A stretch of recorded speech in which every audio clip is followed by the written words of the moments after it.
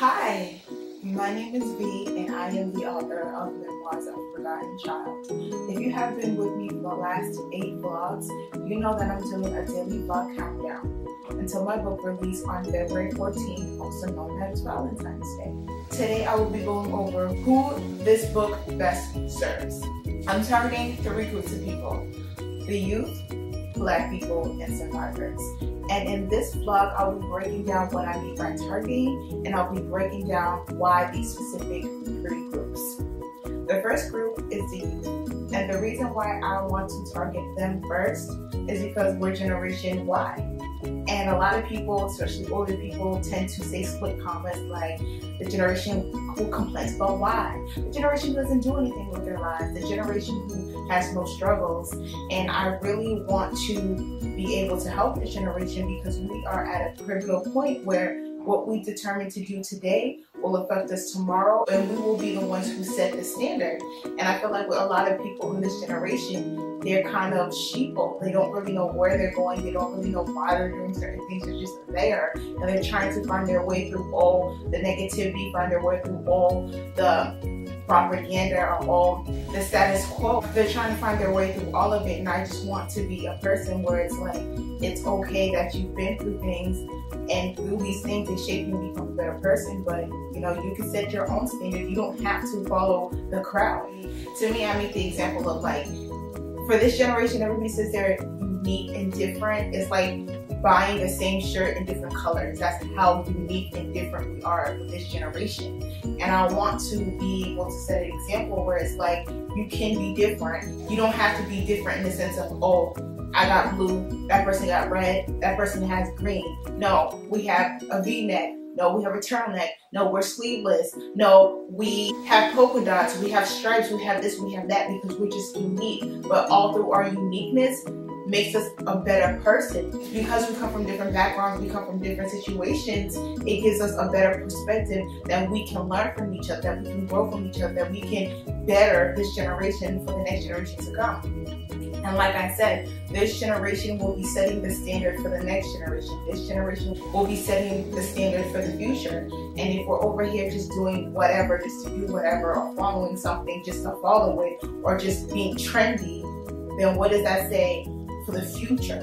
What does that say for the next generation to come? What does that say for our priorities? So this is the reason why I want to target this generation, because I feel like we all go through things, we all have been through things, but we tend to act like it doesn't affect us, or we try to act like it was so long ago, they don't need to bring it up, but it always affects us, especially if it's something traumatic and you never exhaled from it, you never acknowledged it, you never let yourself be and process it. And group number 2 is Black people. And I specifically chose Black people because as Black people, we tend to act like life doesn't affect us, like we're superhuman. And we don't talk about the trauma within our families. A lot of us know that there is an uncle that you shouldn't leave the kids with because that uncle's a little too touchy-feely. What that really means is that that uncle has molested children. Because he's the uncle, we don't say anything because we don't want to send this uncle to prison. We don't want to cause a problem within the family. We don't want to bring up the issues, so we sweep it under the table. And we as Black people tend to live our existence like that. Sweeping things under the table, acting like it doesn't matter, acting like it isn't there. And it takes a toll on our mental. It takes a toll on our psychological. It takes a toll on our physical. And I think as Black people, we need to be able to say that this hurts, this stresses us. This is the trauma that burdens us, so we can do right by the next generation. Because how can we do right by the next generation if we keep on acting like the things that hurt us don't really hurt us? That we need to be able to dissect the trauma, be in the trauma, feel all there is to feel in the trauma, heal from it and move on. So we don't continue what I believe in generational strongholds, generational curses. So we don't have a pattern of mental issues or traumatic issues or rape or molestation. We need to actually acknowledge these things. Acting like it doesn't exist doesn't take away from the fact that it did, and it still hurts, and it's still a burden. So this is why I want to target the Black population, because We do have high molestation within the community, and we don't talk about them, but we need to talk about them so we can do better by the next generation. Not every Black person has gone through this, but a lot of Black people do know somebody. If it's not them, they know somebody. Like I said, we do have a mentality where we just try to persevere, just try to make it to the next day, and we don't allow ourselves to exhale. We don't allow ourselves to acknowledge us feeling how we're feeling, and that is slowly deteriorating us, especially mentally and psychologically. That's why I'm targeting Blacks.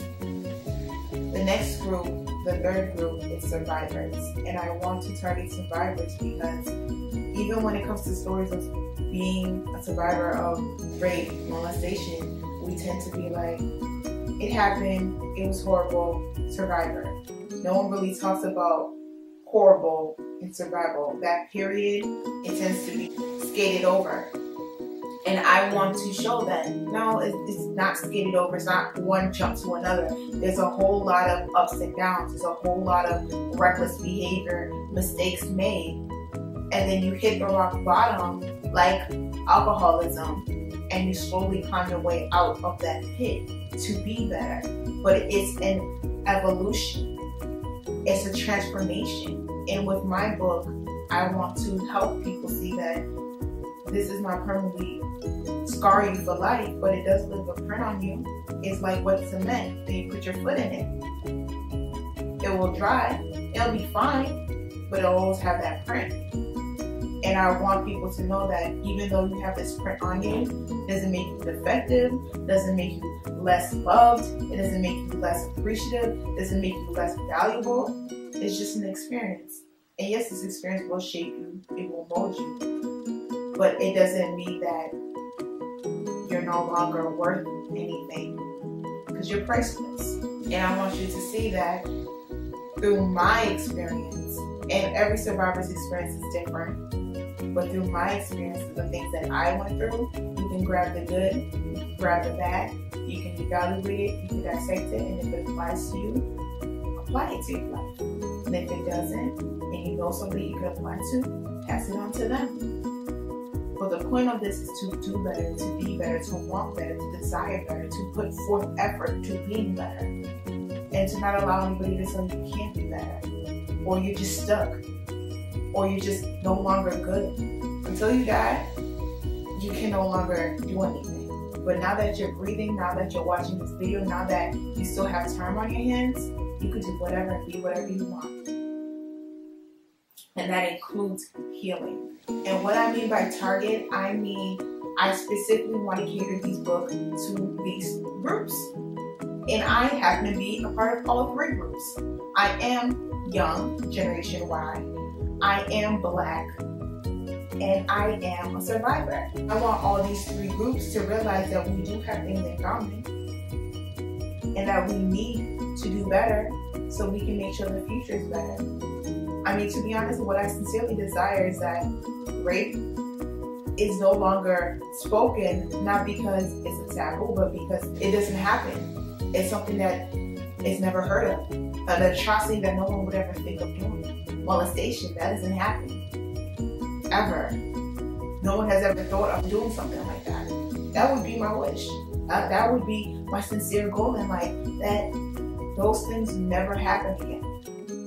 But if we don't talk about it, if we don't take away the taboo of it, if we don't heal from it, we will continue doing it, especially if statistics are right, where the majority of molesters do molest. We have to talk about it. We have to acknowledge it, so we can do right for the next generation. So that is my daily vlog. Again, I am doing a daily vlog countdown until my book release on February 14th, also known as Valentine's Day. This was vlog number 9. And like always, be blessed.